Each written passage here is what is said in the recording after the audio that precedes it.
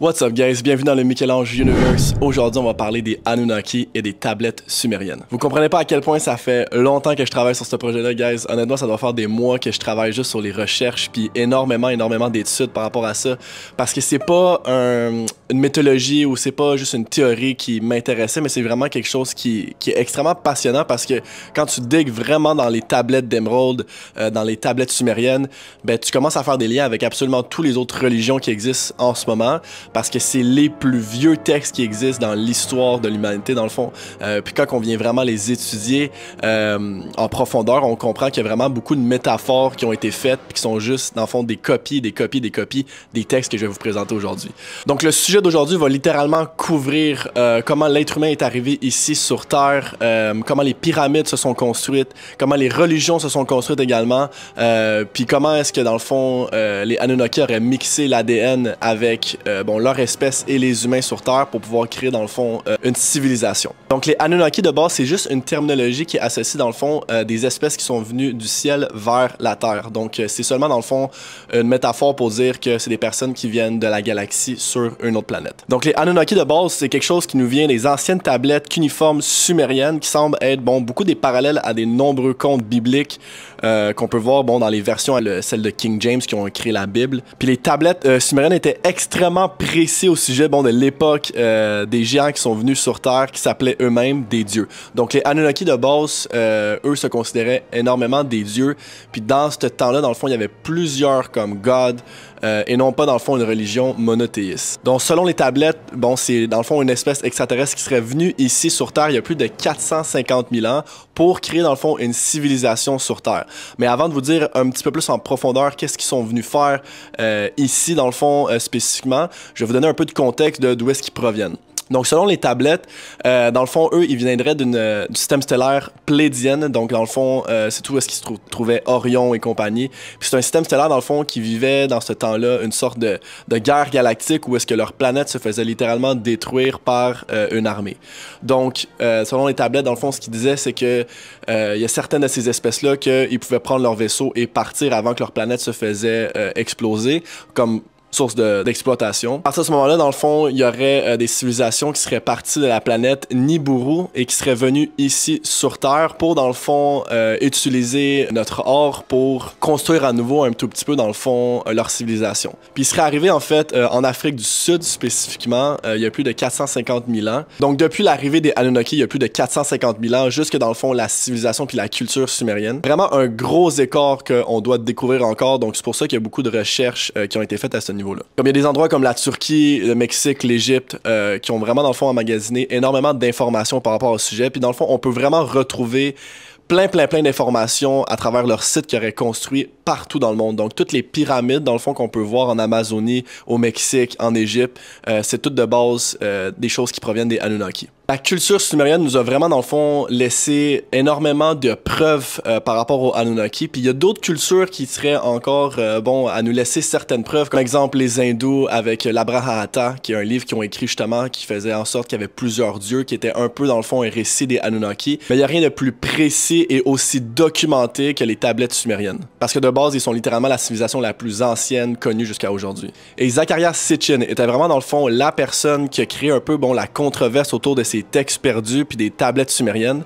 Lui, de base, il a été élevé en Palestine puis il a été capable de traduire directement l'hébreu. Puis c'est l'une des 400 seules personnes sur la Terre à pouvoir vraiment traduire directement et avec précision l'écriture de qui il forme. Donc tout le monde qui vient parler contre cet homme-là en disant que c'est lui qui a inventé, dans le fond, l'histoire des tablettes et tout ça, c'est littéralement, dans le fond, une fausse histoire parce que lorsque vous lisez littéralement les tablettes, il y avait déjà des personnes qui avaient transcrit et traduit les tablettes des années avant que même il soit au monde. Mais la seule différence, c'est que dans le fond, Zecharia Sitchin était vraiment la personne qui a comme assemblé tous les textes ensemble à la bonne ordre pour, dans le fond, avoir une meilleure structure au niveau des textes. Donc je vous dis tout de suite, tous ceux qui vont parler contre Zecharia ont littéralement aucune espèce d'idée comment lire ces tablettes-là. Puis quand vous regardez ces livres, en fait, ils vous donnent littéralement la source de la transcription à chaque paragraphe. Et comment savoir que ces tablettes-là sont réelles puis que c'est pas nécessairement une histoire inventée. Donc tout le monde, en fait, peut aller sur le site CBLY. Puis Puis ça, dans le fond, c'est la bibliothèque numérique cuneiforme en ligne que vous pouvez aller. Vous pouvez littéralement, en fond, traduire les tablettes de Pierre par vous-même. Ce que vous allez trouver, c'est que toutes les personnes différentes qui ont fait leur recherche par rapport aux tablettes ont exactement la même histoire. Le fondement de l'histoire reste toujours le même. Donc, en gros, il y aurait des gens qui seraient venus d'ailleurs, qui seraient venus ici sur Terre pour, dans le fond, prendre nos ressources, coloniser une nouvelle civilisation, puis mixer l'ADN, en fait, des humains avec celle des Anunnaki pour, dans le fond, créer une sorte de civilisation d'esclaves pour qu'ils fassent le travail à leur place. Donc, il y a littéralement deux façons de pouvoir argumenter si ces textes-là sont vrais ou non. Puis la première, dans le fond, c'est parmi toutes les informations qu'ils ont réussi à assembler d'un point de vue visuel. Donc, on parle ici des symboles, des hiéroglyphes égyptiens, de tout qu'est-ce qui sont ramassés au niveau des tablettes, puis tous les symboles qui sont partout dans le monde qu'on peut retrouver, non seulement, bon, en Égypte, absolument tous les continents dans le monde, vous pouvez retrouver des preuves sur les Anunnaki. Vous pouvez en retrouver chez les Hindous, les Mésoaméricains, toute l'Afrique du Sud, le Moyen-Orient. Bon, ils ont toutes littéralement des références visuelles partagées à travers le monde sur absolument toutes les cultures. Puis ce qu'il faut comprendre, c'est que les symboles à l'époque représentaient un acronyme aujourd'hui. Donc, quand on voit un symbole qui a l'air court, veut littéralement, dans le fond, souvent dire un texte au complet aujourd'hui. Donc ça, c'est des choses qu'il fallait comprendre, puis que c'est justement ce que Zacharia a fait pour... Puis d'autres personnes avant lui ont fait pour retranscrire un peu les informations qu'il voulait nous dire. Donc lorsque tu commences à étudier tout ce qui est le Enuma Elish, qui contient également dans le fond les 7 tablettes de création, que tu lis également dans le fond tous les anciens textes au niveau de l'Inde, qui étaient dans le fond l'épopée de Atrahasis également, contient des informations assez importantes dans le fond sur tout ce qui concerne les Anunnaki. Il faut comprendre que les Anunnaki de base, ils se considéraient des personnes extrêmement intelligentes, sont venus ici pour nous enseigner énormément d'informations sur toute l'astronomie. Ils connaissaient les planètes, ils connaissaient littéralement notre système solaire au complet, donnait littéralement des explications sur l'attraction gravitationnelle qui existe entre les différents astres, bon, les rotations des planètes, tout ça, c'est toutes des choses qui nous ont enseigné, les mathématiques, les langues également. Donc, c'est des personnes qui avaient comme une intelligence universelle déjà en place. Ici, il y a des symboles qui sont super intéressants à regarder, qui ont été justement retrouvés par plusieurs archéologues par rapport à la civilisation des Anunnaki. Donc ici, dans le fond, on peut voir littéralement une tablette tenue par justement Zecharia Sitchin, puis c'est une tablette en forme comme circulaire, puis c'est quand même intéressant parce qu'il y a personne qui pensait que ces anciennes civilisations-là connaissaient cette forme au niveau d'éclipse. Donc, dans leur temps, dans le fond, au niveau des Sumériens, c'était pas une forme qui était nécessairement connue. Donc, ce qu'on peut voir ici, c'est que il y a quelques zones qui ont été comme endommagées, puis qui relèvent des données astronomiques. Ok, donc c'est une section. Quand on regarde un petit peu plus proche, il y a une section ici qui vient dire que au niveau des transcriptions, ils ont vu montagne, fusée, hauteur, planète. Par la suite ici, ils vont décrire dans le fond Pluton, Neptune, Uranus. Puis également dans le fond la transcription réelle des corrections de trajectoire sur la planète que les Anunnaki ont dû prendre pour venir jusqu'à la planète. Donc de Nibiru jusqu'à la Terre. Donc en passant par 1, 2, 3, 4, 5, 6, 7 planètes qui sont expliquées ici sur les tablettes. Donc ils expliquent littéralement dans le fond la correction du cap astronomique, de la façon qu'ils ont navigué de leur planète jusqu'à ici. Donc c'est super intéressant dans le fond. Puis ça a été littéralement retranscrit également. Par la suite, les symboles génétiques, parce que les Anunnaki ont vraiment été connus pour des personnes à avoir vraiment intégrer dans le fond l'ADN, parler de tout ce qui est l'aspect génétique, épigénétique et compagnie. Il y a beaucoup de créations qu'on utilise aujourd'hui qui sont littéralement en fait repris des anciens textes sumériens. Donc ici une différente représentation du dieu Enki puis Enlil dans le fond que je vais parler un petit peu plus tout à l'heure à savoir c'est qui exactement. Mais dans le fond il y a le double serpent enlacé comme une représentation du dieu qui présente deux choses, la connaissance mais aussi le symbole de l'ADN. Ok, donc c'est toutes des connaissances, des informations génétiques parce qu'ils ont compris le pouvoir de base des autres de la génétique. Donc on peut également voir bon, le symbole médical d'aujourd'hui qui ont exactement la même représentation que les Anunnaki avaient utilisé. Donc il y a beaucoup de choses qu'on peut voir aujourd'hui qui ont été repris littéralement de leur tablette. Donc ici on peut voir également dans le fond Enki qu'il tient dans le fond The Food of Life puis The Water of Life. Il y avait souvent dans le fond dans les représentations soit deux ailes, il y en a qui avaient des têtes d'oiseaux, il y en avait d'autres qui avaient des têtes d'humains. humains. Il y en avait d'autres qui avaient aussi 4 ailes. Bon, la représentation exacte, c'est pas nécessairement clair, mais dans le fond, ce que eux autres pouvaient avancer, c'est qu'ils donnaient dans le fond l'explication qu'ils avaient le pouvoir de voler.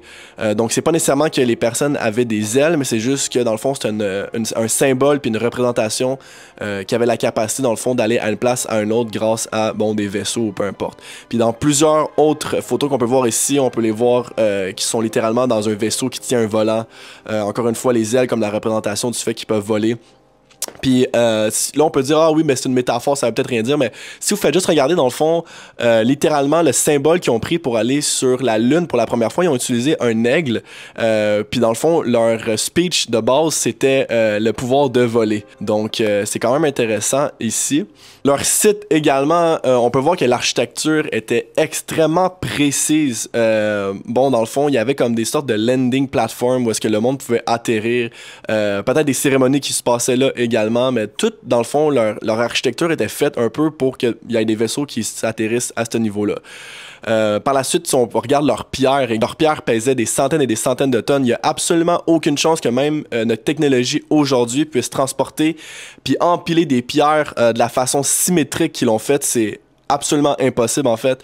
Puis on peut voir que leur architecture était identique partout dans le monde. Donc on peut voir que bon, il y avait peut-être un architecte en place qui était présent puis qui pouvait assembler ça partout dans le monde. Puis je vais en parler parce qu'il y en avait un puis un nom précis en fait. Plusieurs autres photos qu'on peut voir que je vais vous laisser ici où est-ce qu'on peut voir dans le fond un peu leur civilisation.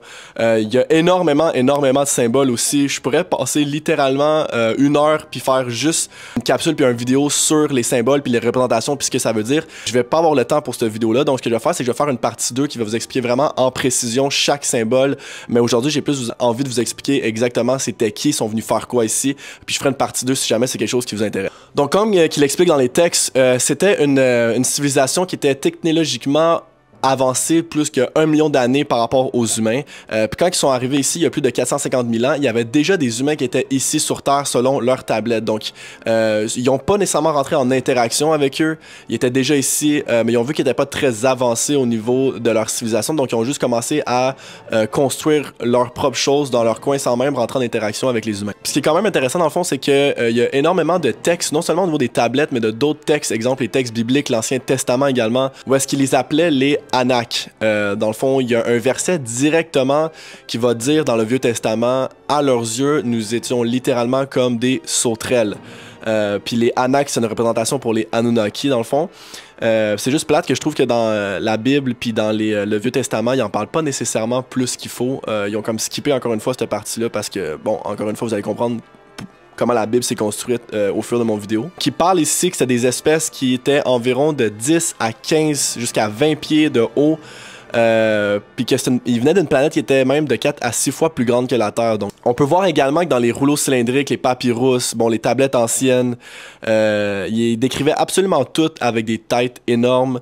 Ils décrivaient également avec une aura brillante aussi également. Leur peau était également différente aussi, leur forme de visage était complètement différente. Puis tout dans le fond les informations, on peut retrouver ça également bon à travers l'Atrahasis, l'Emunilish, l'Abrahata, the Tibetan Book of the Dead, the Egyptian Book of the Dead également, les tablettes sumériennes, les tablettes d'émeraude de Thoth. Donc c'est beaucoup de textes ensemble, puis à travers aussi également bon tous les papyrus également, tout dans le fond les cylindres qui ont été retrouvés pour entamer ces informations là. Puis comme je dis, ben, c'est des informations qui ont toutes le même fondement historique. Puis ce qui parle au niveau de tout, bon, les papyrus, puis tout dans le fond les textes anciens, c'est qu'après un certain moment, dans les textes, des personnes, il paraît qu'ils vivaient pas seulement 100 ans, 70 ans, 120 ans. C'était une civilisation, dans le fond, qui pouvait vivre jusqu'à des milliers d'années. Donc, ce qu'ils ont expliqué, dans le fond, c'est qu'on avait la capacité, ici sur Terre, de vivre extrêmement longtemps, mais vu qu'ils ont comme mis un genre de junk DNA dans notre ADN par rapport au mix qu'ils ont fait avec les humains, c'est là qu'on a commencé, dans le fond, à vivre jusqu'à 120 ans. Puis dans les tablettes sumériennes, ils ont littéralement écrit que les humains, plus tard, vont vivre seulement jusqu'à 120 ans. Puis 120 ans, dans le fond, c'est l'âge qu'on peut vivre si on n'aurait pas toutes les toxines, tout, dans le fond, ce qu'on vient manger ou quoi que ce soit. Quand on regarde des civilisations qui vivent, exemple, au Pérou ou dans les montagnes lointains, c'est des civilisations qu'on peut voir dans les livres aujourd'hui qui peuvent vivre encore jusqu'à 100, 110, 120 ans en étant en santé. Donc 70-80 pour eux, c'est encore considéré comme jeune. Donc après un certain moment, ce qui est arrivé dans le fond, c'est que cette civilisation-là, vu que ça faisait des milliers d'années qu'ils étaient là, puis qu'ils rebâtissaient, ils se sont comme un peu revendiqués contre les dieux de la Terre, dans le fond, qui étaient Enki et puis Enlil, pour dire que dans le fond, ils étaient tannés que littéralement ils soient comme considérés comme des esclaves, parce que là, ça faisait des milliers d'années qu'ils faisaient ça encore et encore, puis c'est comme de génération en génération, encore une fois, c'était toujours la même chose. Donc, ils ont comme passé un pacte pour pas passer en guerre ensemble. À travers, dans le fond, les différents Igigi qui s'appelaient. Dans le fond, les Igigi, c'était les personnes qui travaillaient ici sur Terre, sur Mars et sur la Lune, parce que selon les tablettes, dans le fond, ils seraient imposés sur différentes planètes dans notre système solaire.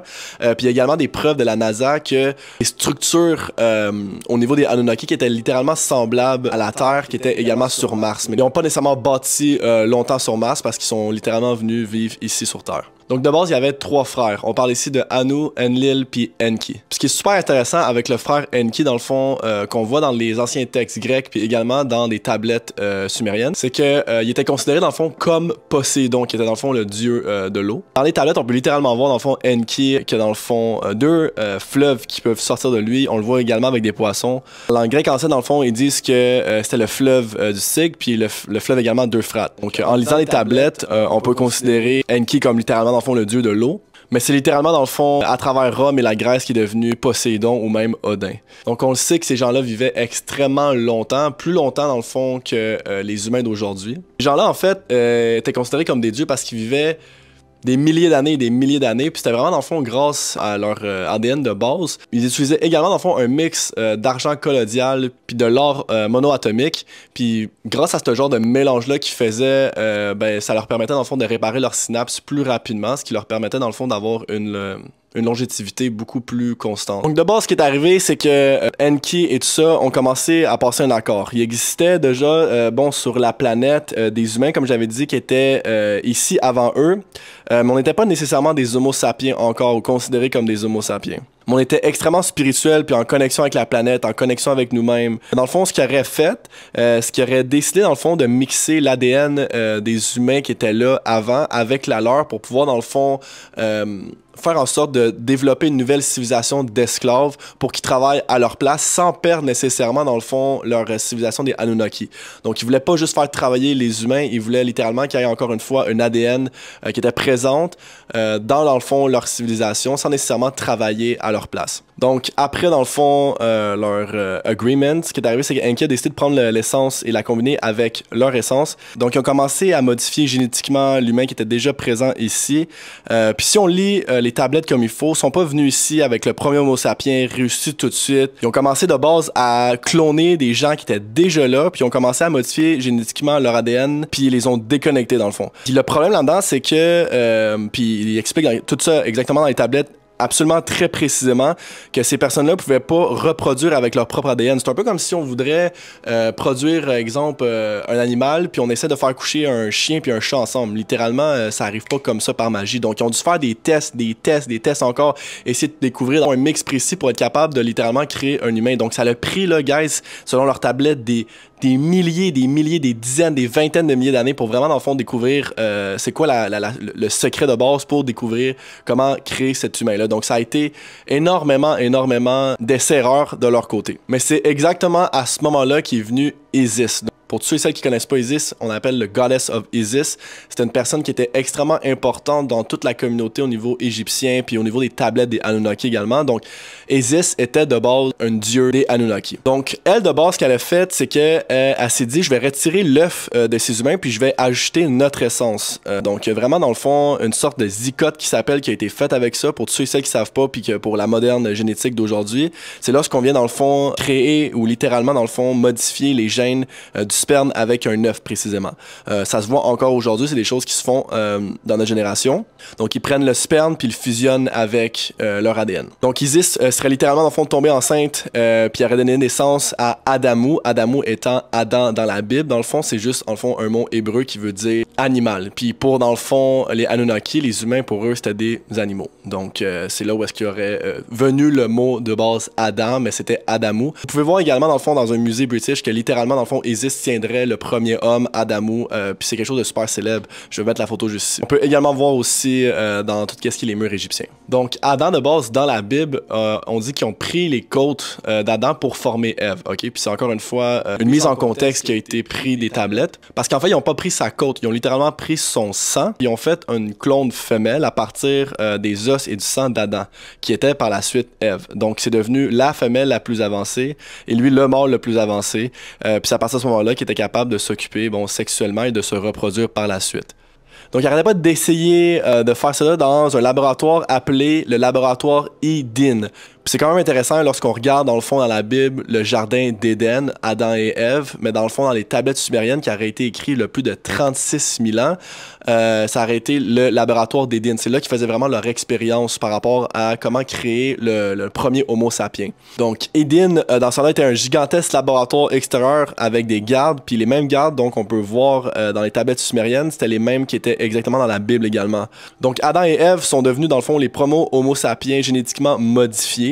Donc, ils ont alors commencé à reproduire la même expérience en fabriquant d'autres œufs avec d'autres femmes, puis en faisant entrer l'œuf dans la vente des Anunnaki. Donc, les Anunnaki ont littéralement recréé l'expérience d'Adam et Ève à multiples et multiples reprises, dans le fond. Si vous pensez que Adam et Ève auraient pu créer 8 billions de personnes avec la même ADN ensemble, faut littéralement recommencer à comprendre comment la génétique fonctionne. Là. Si on regarde juste, dans le fond, deux personnes avec le même ADN qui font un enfant ensemble, après la 5e génération, il y aurait eu comme des déficiences qui seraient passées. C'est pas comme ça que ça fonctionne.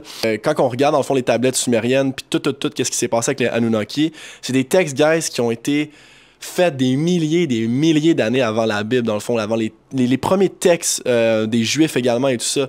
Donc, c'est quand même intéressant de voir que la Bible font seulement prendre une métaphore de littéralement les textes des anciens textes sumériens.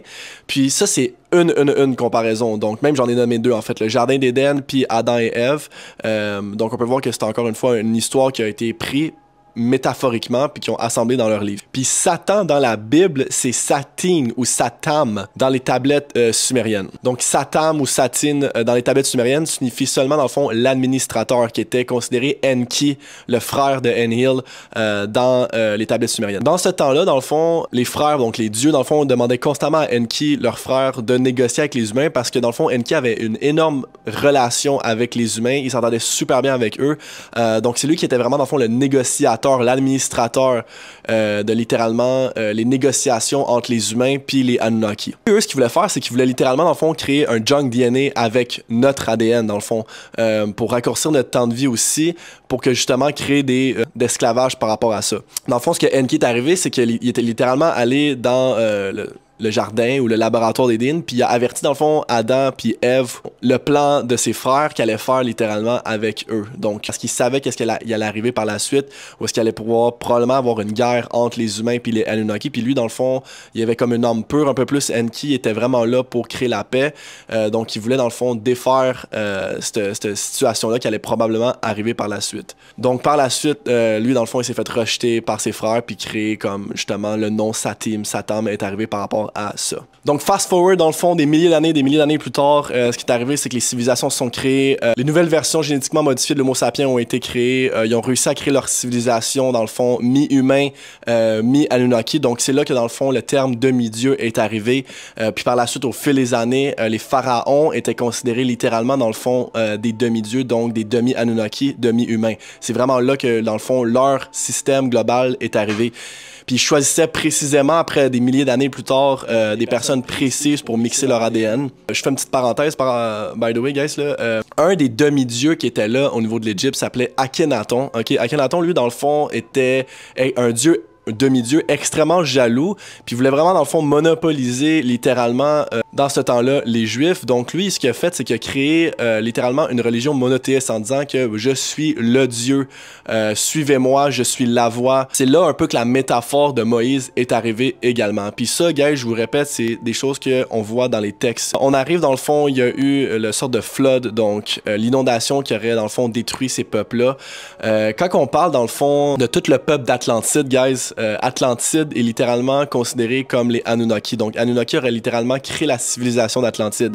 Il était rendu à un moment donné avec tout ça qui ont littéralement amené Heaven on Earth. Il y avait vraiment une civilisation extrêmement spirituelle, tout le monde était pas mal égaux. Puis par la suite est arrivée l'inondation parce que ça a littéralement détruit toutes les constructions, puis dans le fond le peuple d'Atlantide qui était déjà présent. Donc c'est là que Thoth rentre en jeu. Thoth était littéralement le personnage le plus important de l'histoire des Anunnaki parce que c'est vraiment lui dans le fond qui a réamené l'harmonie puis qui était considéré littéralement comme un dieu, mais il se considérait pas lui-même comme un dieu. Il dit je suis le fils d'Atlantide, je suis le fils a son of a man. Puis Thoth également était un personnage extrêmement connu pour toutes ses connaissances en mathématiques, en langue, en astronomie. C'était un architecte également. C'est comme si Dieu aurait donné littéralement tous ses pouvoirs à une personne pour donner des connaissances universelles à absolument toutes les civilisations. Donc ça a été un des personnes les plus intelligentes qui ont jamais existé sur Terre. Puis lui, il a été connu sur le nom de Thoth, Hermès également dans le fond avec les Grecs ou les Romains, Tiamat également dans le fond pour les Africains. On peut également le voir en Australie quand tu regardes dans le fond dans les roches, il était gravé dans le fond des pétroglyphes de Thoth littéralement partout là-bas également.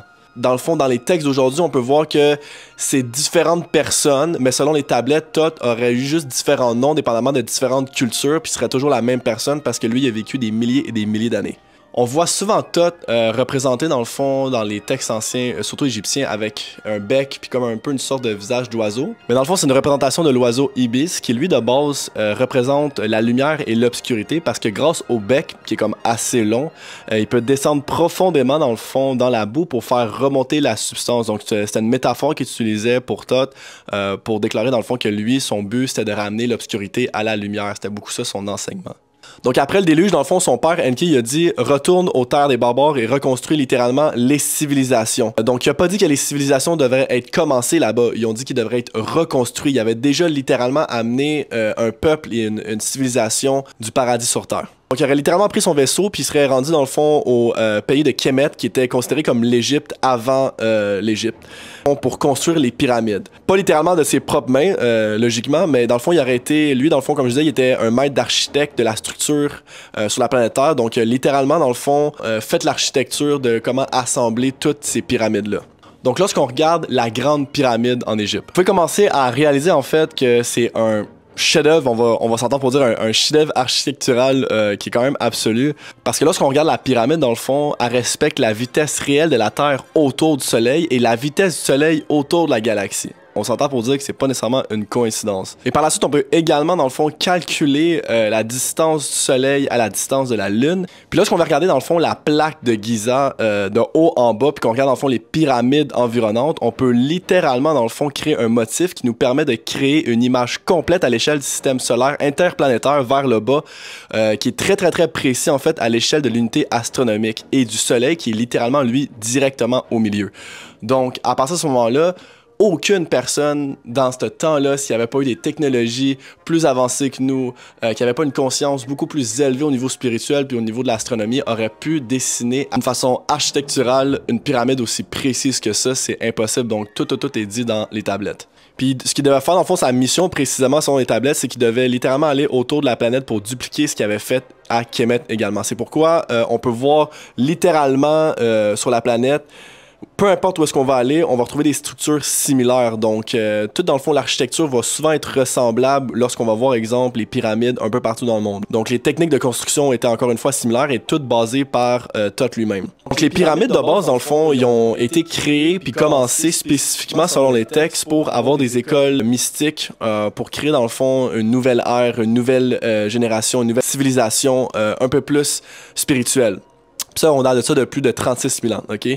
L'homme qui aurait commencé tout ça, ça aurait été littéralement Thoth. Puis lui était connu pour être le gardien de la sagesse, OK? Donc, il était connu littéralement dans le monde entier dans ce temps-là. On peut voir Thoth, guys, dans absolument tous les continents que vous pouvez aller. Vous allez voir des photos, des symboles de Thoth lui-même. C'est juste qu'il va avoir un nom différent dans chaque culture. Donc, selon les textes, lui, dans le fond, il aurait régné sur Kemet, étant Égypte, l'Égypte ancienne, pendant environ 14 à 16 000 ans. Donc, selon les textes, dans le fond, il serait parti là-bas pour aller, dans le fond, dans tout ce qui est le sud de l'Amérique pour, littéralement, construire, encore une fois, des nouvelles pyramides. Puis c'est à partir de ce moment-là qu'il a été connu sur le nom de Tiamat. Donc les pyramides, qui étaient considérées comme des écoles dans le temps, devaient enseigner la spiritualité aux adeptes initiés, puis ensuite transmettre à l'enseignement verbal. Donc c'était vraiment dans le fond de l'enseignement qui se faisait de génération à génération. Donc de base, dans le fond, eux, toute l'ancienne civilisation, ce qu'ils voulaient faire, c'est enseigner tous des specs spirituels, comment dans le fond aller chercher la lumière, échapper aux ténèbres, comprendre dans le fond comment s'élever, renaître à travers des pensées conscientes, ok? Donc Dieu, pour eux, dans ce temps-là, était une fréquence. Donc c'était notre travail de nous brancher pour vraiment se connecter à Dieu.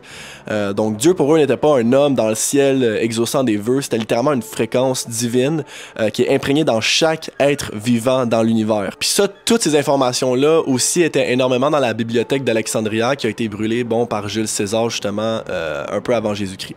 Par la suite, ce qui est arrivé, c'est que, bon, il y a certaines personnes qui ont retrouvé ces temples-là par la suite, des milliers d'années plus tard, puis ils ont pris, bon, le pouvoir de ces connaissances-là, puis ils ont commencé à modifier puis à remixer, dans le fond, littéralement, les textes qu'ils ont écrits puis les connaissances qu'ils ont appris également. C'est à partir de ce moment-là qu'ils ont commencé à mixer les écritures, créer dans le fond, bon, la Bible qu'on voit aujourd'hui, l'Ancien Testament également, dans le fond, c'est là qu'il a commencé à être transcrit également, puis remixé.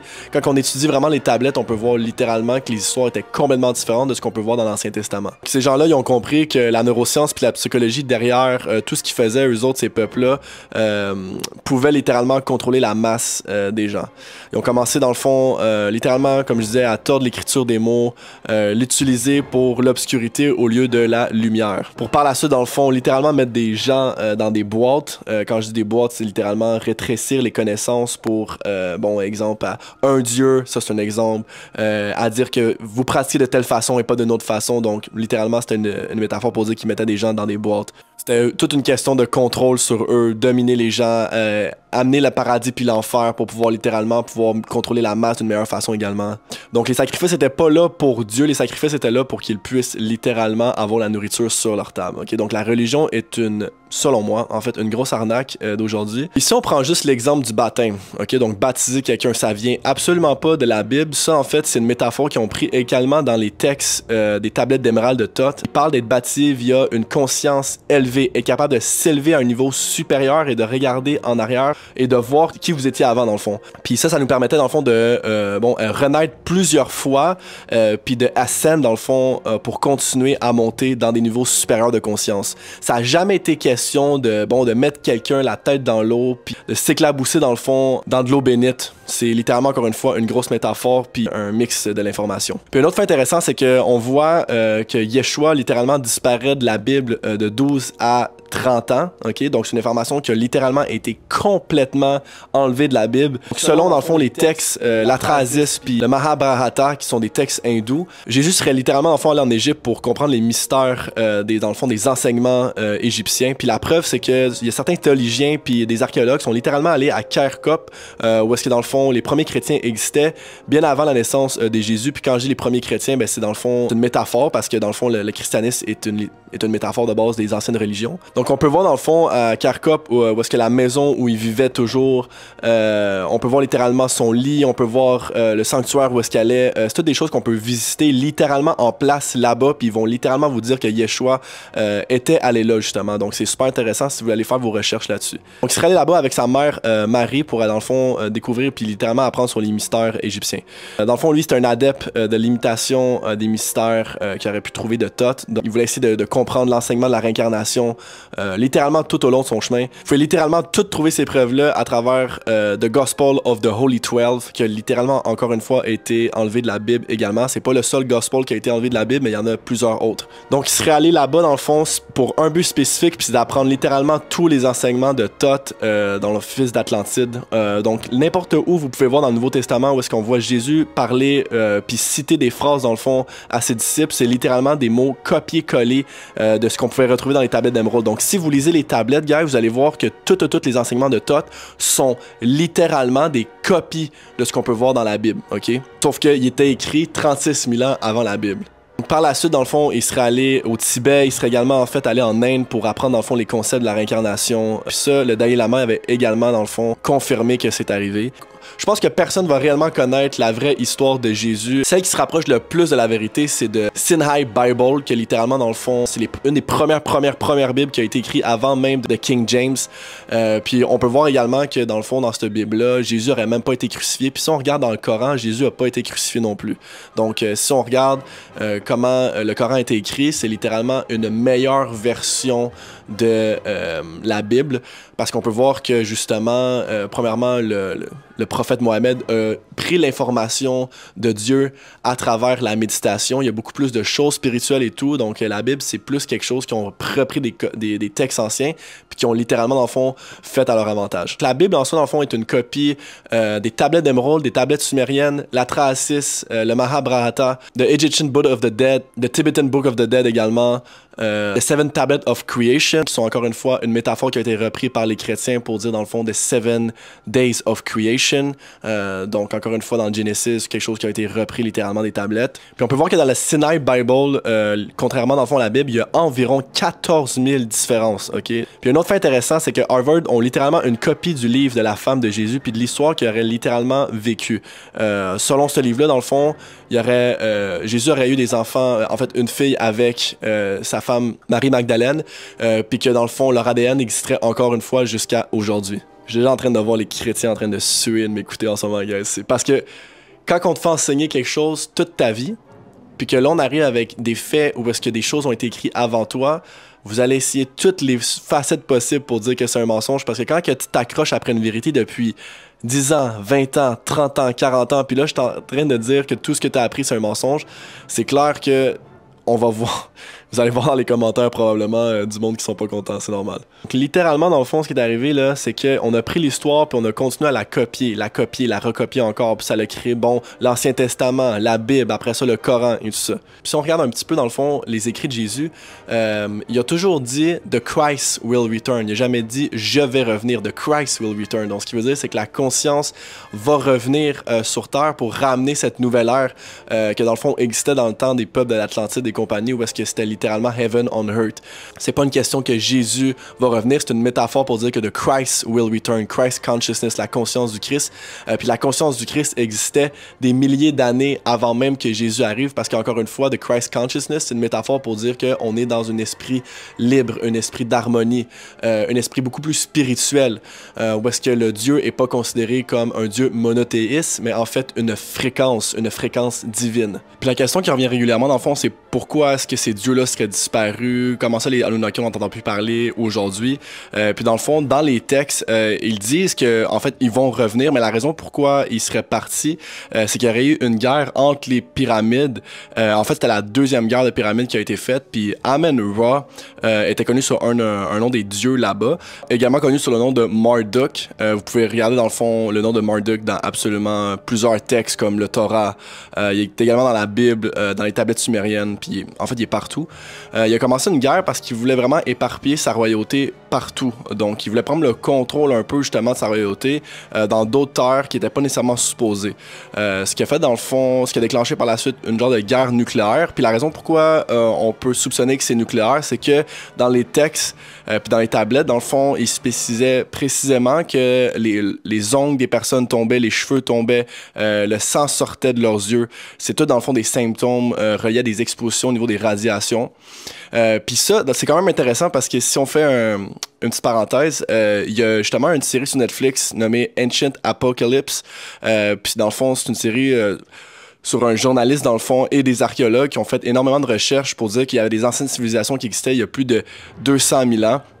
Puis qu'il y aurait eu comme une genre d'explosion qui aurait mené à leur perte, en fait. Donc, dans les tablettes, par la suite, Enki, un des frères, va voir son frère Anu, puis lui demande, dans le fond, d'arrêter tout, dans le fond, ce vent diabolique-là, la grosse guerre. Puis, dans le fond, Anu, il disait, ben, on peut pas rien faire, c'est déjà trop tard. Donc, Enki, ce qu'il a fait, c'est qu'il a pris les personnes qui étaient déjà présentes avant que, dans le fond, toutes les radiations arrivent dans son secteur, puis ils sont partis. Mais ils ont toujours dit dans les tablettes qu'ils vont revenir, en fait, puis la journée qu'ils vont revenir, c'est là qu'ils vont vraiment reprendre la royauté, dans le fond, légitime sur cette planète.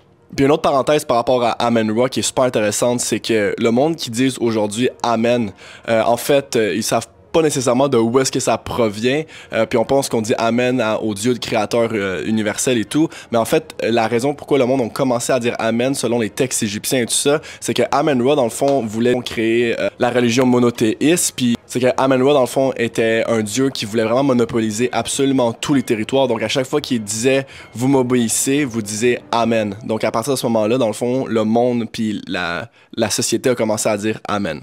Donc ça va faire le tout pour aujourd'hui, guys. Je vais faire probablement une partie 2, partie 3 pour vraiment, dans le fond, enseigner davantage sur les Anunnaki. Donc là, vous avez grosso modo un contexte où est-ce qu'il y aurait, dans le fond, les anges déchus du ciel dans la Bible qui seraient considérés comme les Anunnaki qui seraient venus ici sur Terre pour littéralement, dans le fond, enseigner des informations universelles. Ils seraient venus ici également pour créer des nouvelles civilisations, mixer l'ADN entre les humains qui étaient déjà pas des Homo sapiens, mais les personnes qui étaient ici avant, Néandertal, pour mixer l'ADN des Anunnaki, créer une sorte d'esclave en soi pour construire cette civilisation-là, puis une fois construite, créer une harmonie entre, dans le fond, les peuples ensemble, des demi-dieux, les pharaons, donc Isis, Osiris, toutes ces personnes-là, dans le fond, qui auraient littéralement créé Heaven on Earth, le peuple d'Atlantide, les pyramides, les différentes pyramides partout dans le monde avec des architectures qui font absolument pas de sens parce que ces gens-là avaient une technologie des millions d'années avancée contrairement à nous autres. Donc, c'est grâce à ça qu'ils ont littéralement réussi à construire les pyramides.